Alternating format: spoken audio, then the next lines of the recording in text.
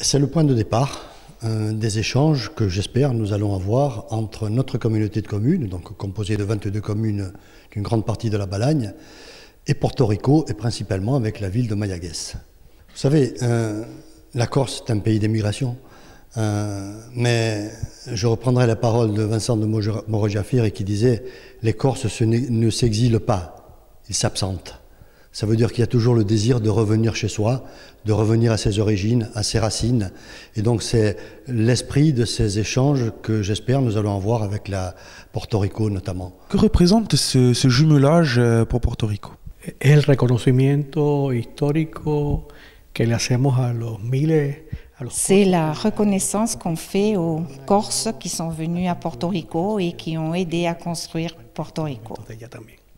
Qu'est-ce qui reste de notable, je dirais, sur la présence des Corses à Porto Rico?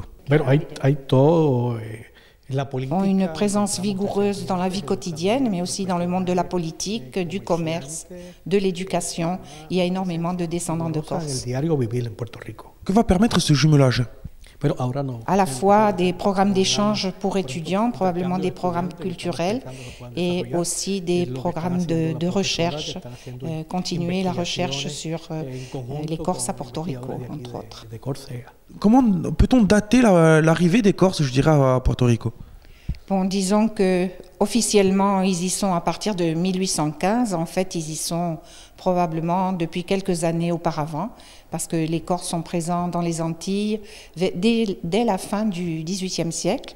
Et pour ce qui est des Balanins, on a enregistré les premiers officiellement en 1815, mais comme ils sont naturalisés en 1815, ça veut dire qu'ils y sont depuis au moins 5 ans. Donc probablement le début du XIXe siècle. Et pourquoi aujourd'hui ce jumelage donc, entre la communauté commune et cette ville? Quel est son point historique? Mayagüez, en fait, ça vient du fait qu'on a remarqué, en faisant nos recherches avec Laetitia Castellani, qu'il y avait une grande partie des Balanins qui s'établissaient dans 2 villes de l'Ouest. Une, c'est San Germán, qui est une ville qui est à peu près à 15 km de Mayagüez, et Mayagüez, qui est la ville avec laquelle se fait le jumelage. Or, sur Mayagüez, il y a quand même 2 points importants. D'abord, il y a eu la présence de la famille Franceschini de Corbarra, mais, et ça c'est peut-être une légende, mais en fait c'est très important pour les gens de Mayagüez. Mayagüez a reçu le nom de Sultana del Oeste.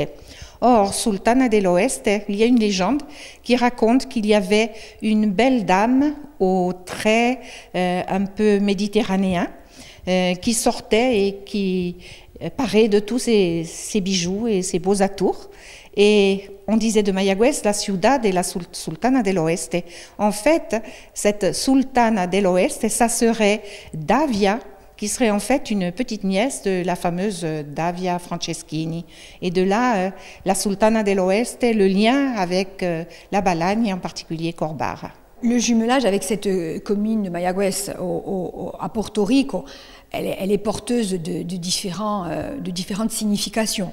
D'abord, il y a un lien diasporique évident. Il y a aussi des relations universitaires avec des liens forts entre académiciens, chercheurs, universitaires. Une promotion d'étudiants qui est à Corté, qui travaille à Corté actuellement, et demain des universitaires corses de l'UMR LISA, mais aussi d'autres unités de recherche ou d'autres facultés, pourront aller à Porto Rico pour travailler sur les liens entre Porto Rico et la Corse. Enfin, dernier point, moi je crois très très fortement que du point de vue des relations internationales et du point de vue des liens économiques, développer des accords avec Porto Rico, ça ne peut être que positif.